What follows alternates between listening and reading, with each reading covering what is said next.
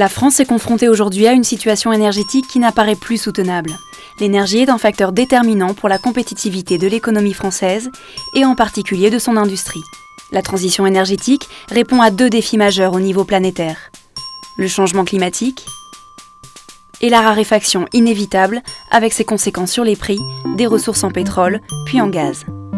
Au niveau national, 70% de nos besoins en énergie sont couverts par des énergies fossiles importées. La facture énergétique de la France, importation de pétrole et de gaz, représente aujourd'hui l'équivalent du déficit commercial, soit près de 70 milliards d'euros. Elle pèse fortement sur l'économie française et freine sa compétitivité. L'augmentation de la précarité énergétique des ménages, ceux dont les dépenses directes d'énergie, chauffage, carburant, électricité dépassent 10% du budget, est inquiétante. La transition énergétique peut être perçue comme une contrainte, mais elle peut et doit être une chance en matière de sécurité énergétique, de relance économique, de justice sociale et de progrès environnemental.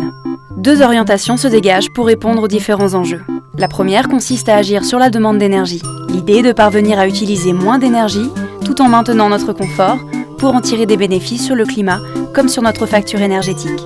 La seconde consiste à développer les énergies renouvelables produites sur le territoire pour à la fois réduire nos importations et pour amener la part de l'énergie nucléaire dans la production d'électricité de plus de 75% aujourd'hui à 50% en 2025. Ces orientations font déjà l'objet d'engagements. Réduire de 20% au moins les émissions de gaz à effet de serre d'ici à 2020 et les diviser par 4 d'ici à 2050. Réduire la consommation d'énergie finale à 130 mégatonnes équivalent pétrole en 2020 au lieu de 156 en 2011. Porter la part des énergies renouvelables à 23% de notre consommation d'énergie d'ici à 2020. La France n'apparaît pas sur la voie d'atteindre ces objectifs qu'elle s'est fixés à moyen et long terme. Elle doit renforcer son action. Le système énergétique ne peut être bouleversé du jour au lendemain. Il faut tenir compte des cycles d'investissement dans les grandes infrastructures. Des décisions importantes doivent être prises dans les prochaines années, par exemple sur le prolongement de la durée de vie, le remplacement ou la fermeture progressive des réacteurs nucléaires.